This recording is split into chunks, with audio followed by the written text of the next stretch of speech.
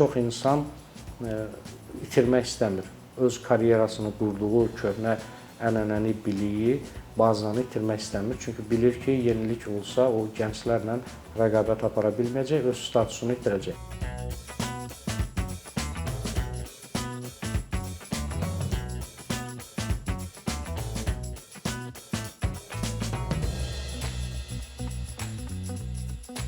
Bizim innovativ gənclərin ölkəni sürətlə tərk eləməklərinin səbəblərini axtarmaq üçün birinci bir sual verməliyik ki, innovasiya, hansı cəmiyyətlərdə innovasiya sifariş var, yatırım var?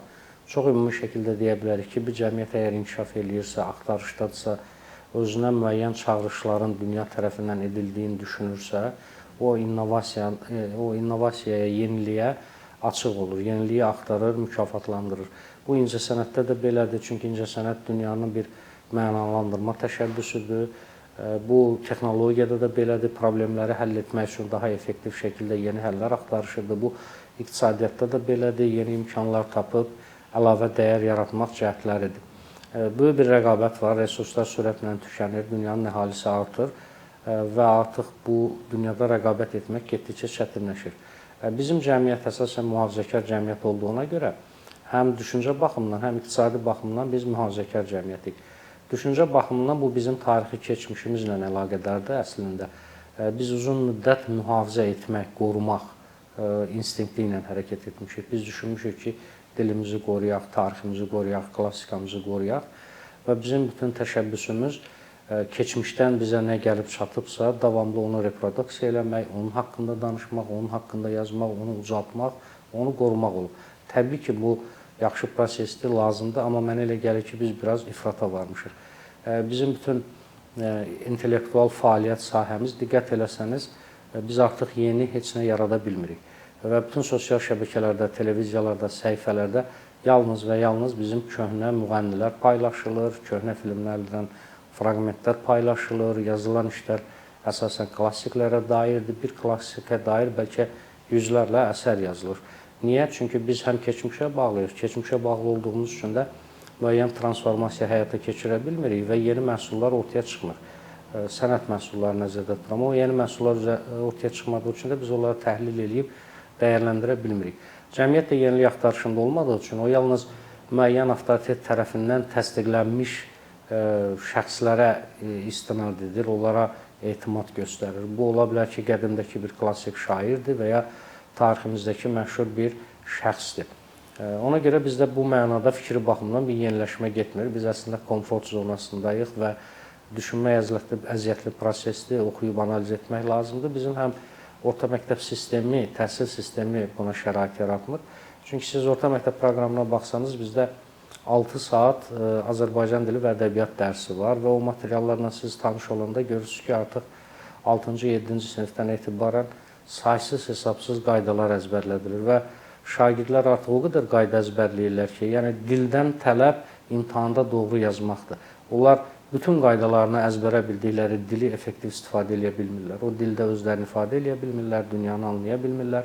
Ədəbiyyat materiallarına baxırsınız, əslində ədəbiyyat oxuyub anlamaq üçün, təhlil bacarıqlarını inkişaf elətdirmək üçün çox yaxşı bir resursdur. Əsas ideya nədir burada? Bundan sonra nə baş verə bilər? Sizcə burada kimin mövqeyi haqlıdır? Bu şəkildə suallarla şagirdlərdə tənqidi təfəkkür formalaşdırmaq olar. Amma bizim ədəbiyyat mətnləri yenə əsasən klassikaya dairdir, şifahi xalq ədəbiyyatı əsaslıdır və onlar da müasir dünya ilə çağdaş səsləşmir. Və şagird artıq orada bir məna tapmadığına görə sadəcə o mətnləri imtahanda cavab vermək üçün oxuyur və onda bir hiss yaranır ki, ana dili dünya ilə onun arasında müəyyən bir mənalı əlaqə qura bilmir.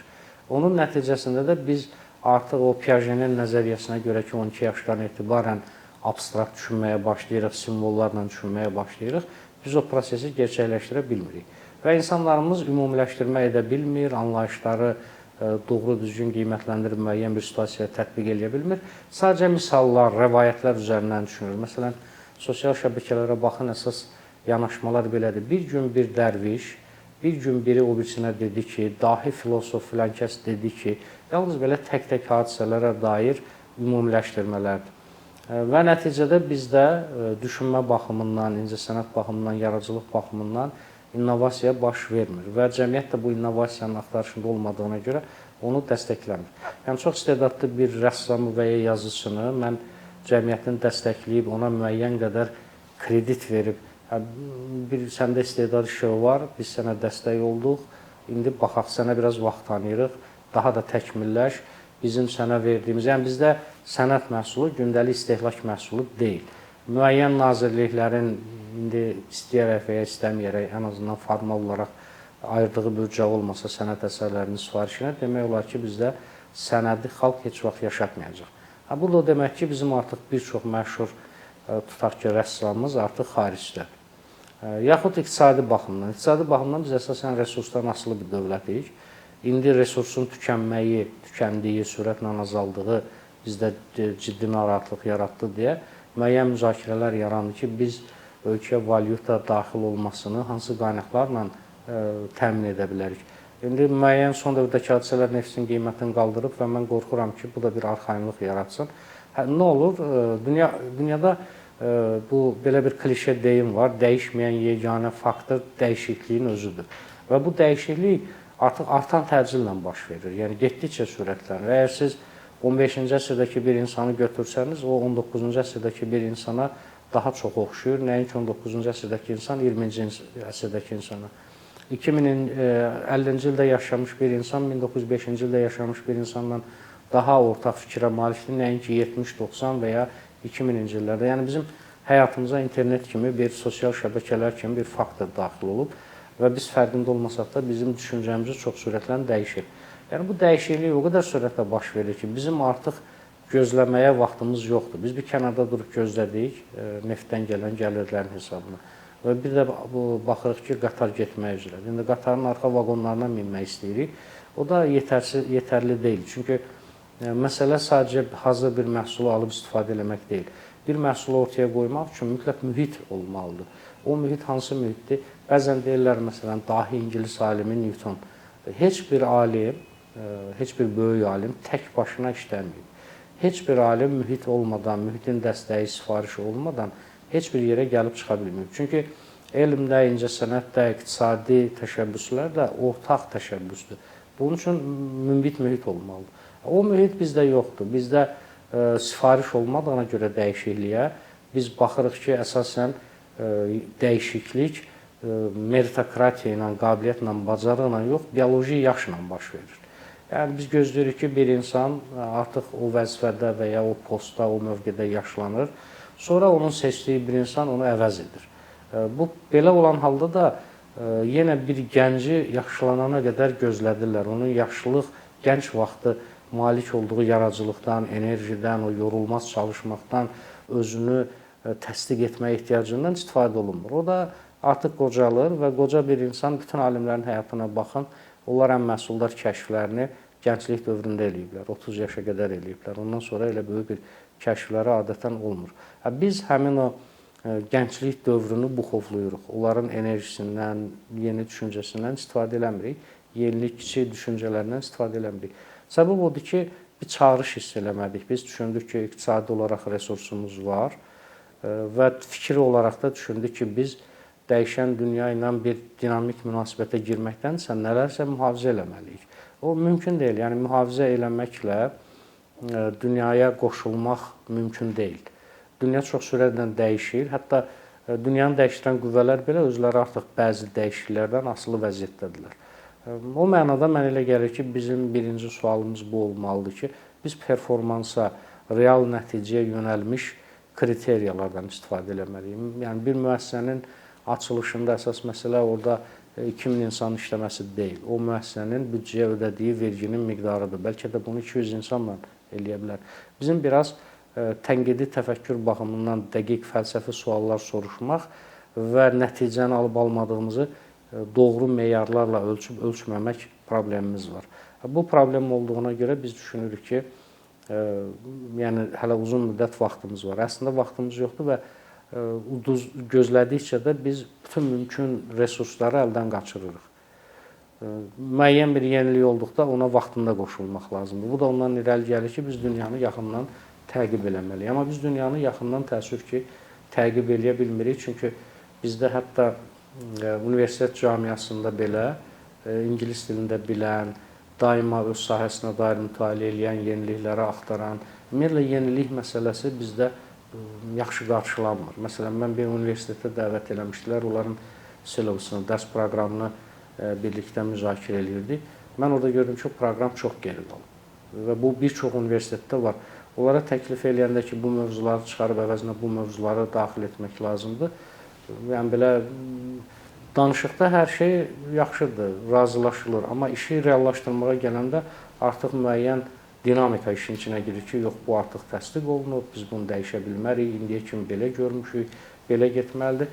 Yəni mən ona təcrübələnirəm ki, çox açıq-aşkar olduğu bir halda insanlar müəyyən bir kritik addım atmaqdan niyə çəkinirlər və o qədər böyük bir zincir var ki, ümumiyyətlə qurumların burada bir özlərinin avtonomiyası yoxdur. Məsələn, xaricdə imtahanda istənilən universitet tələbəni qəbul edə bilir. Bəzən də özlərinə görə çox fərqli kriteriyalar. Məsələn, bir şagirdə demişdilər ki, biz 3A istəyirik, amma səndə 2A, 1B idi. Lakin biz sənin qiymətlərini analiz etdik, gördük ki, sən fizika kimi çətin bir fəndən B-yə qədər gəlib çıxmısan, biz sənin qabiliyyətini təqdir edirik və bu İngiltərənin ən yaxşı universitetlərindən birinə qəbul edildi. Yəni bizdə, məsələn, mən düşünürəm ki, bizim müasir sual tipləri çox çətindir, məhsuldar deyil, sadəcə yaddaşı ölçür. Bu sual tiplərini biz dəyişək deyəndə cəmiyyətin o qədər bunun ətrafında müzakirə olacaq ki, artıq dəyişiklik ortadan qalxacaq. Bunun da lap dərində yatan bir səbəbi odur ki, biz özümüzü dünyanın aktiv iştirakçısı kimi görmürük. Biz düşünürük ki, bir kənarda qalırıq, periferiyada, yaxınımızda böyük dövlətlər var. Bir şəkildə nələrsə oradan əxs eləyərək, onlar nəyə əhəmiyyət verirsə, onlar nəyə müzakirə eləyirsə, biz də onu müzakirə eləyərək dünyaya belə dolaylı yolla qoşula bilərik. Mən elə gəlir ki, bir dövlət hüquqən müstəqil olduqdan sonra iqtisadi cəhətdən də, fikri cəhətdən də, təhsil baxımından da öz müstəqilliyini elan eləmək üçün əlindən gələni etməlidir. Yoxsa biz bu rəqabətdə udzacağıq. Bizim həmişə tək-tək fəxr eləyəcəyimiz insanlar olacaq, amma sistem olaraq, bir ümumi tendensiya olaraq bizim də kompetensiyamız budur. Yəni biz o kompetensiyanı müəyyən eləyə bilmədik. Azərbaycan olaraq bizim o iqtisadda bir termin var, əsas yetərlilik, kompetensiya. Bizim kompetensiyamız nədir? Hansı ki onu biz eləyə bilirik, hansı ki orada biz söz sahibiyik. Biz elə bir konsepsiyamız yoxdur, yanaşmamız yoxdur. Yenə düşünürəm ki, bu qismən bizim mühafizəkar olmağımızdan, qismən də bizim resursdan asılı olmağımızdan irəli gəlir. Amma dövlətlərin həyatında 5 il, 10 il uzun bir müddət sayılmır. Biz 20 il, 30 il sonraya proyeksiya eləməliyik və gec olmadan, əslində bu mövzular çox danışılır, amma burada əsas sual budur ki, niyə nəticələnmir, niyə bir nəticə baş vermir? O məsələni biraz analiz edin. İndi biz niyə dəyişmirik, yox, niyə? Bütün ideyalar var çünki, artıq bütün ideyalar düşünülüb. Yəni, bəzən bir görüşdə, müzakirədə kimsə başlayır yeni bir ideyadan danışmağa və hər kəsin o ideyadan xəbəri var. Hamı bilir ki, bu mütərəqqi praktikadır, bütün mütərəqqi dünya bu praktikadan istifadə edir. Bizim buna etiraz eləməyimiz, bizim özümüzün düşüncəmiz var, tarixdən gələn, bunlar əsassızdır. Hansı ölkə onu tətbiq edibsə, nəticə alır. Nəticə verəcəyi də çox aydındır. Amma bir şəkildə o yeni düşüncəni, anlayışı, konsepsiyanı tətbiq etməyə çalışanda ciddi bir mühafizəkar müqavimətlə rastlaşırıq. Yəni, çox insan itirmək istəmir. Öz karyerasını qurduğu köhnə ənənəni, biliyi, bazanı itirmək istəmir. Çünki bilir ki, yenilik olsa o gənclərlə rəqabət apara bilməyəcək, öz statusunu itirəcək. Və bir şəkildə mən elə gəlir ki, biz artıq kriteriyalar ortaya qoymalıyıq. Yaşa görə deyil, statusa görə deyil, ada görə deyil, nəticəyə görə maraqlanmalıyıq. Və biz nəticəyə əsaslı qiymətləndirməyə başlasaq, inanıram ki, bir çox dəyişiklik olacaq. Çünki nəticələr obyektivdir, ölçülə biləndir. Biz indi ölçülə bilən kriteriyalarından çıxış eləmirik.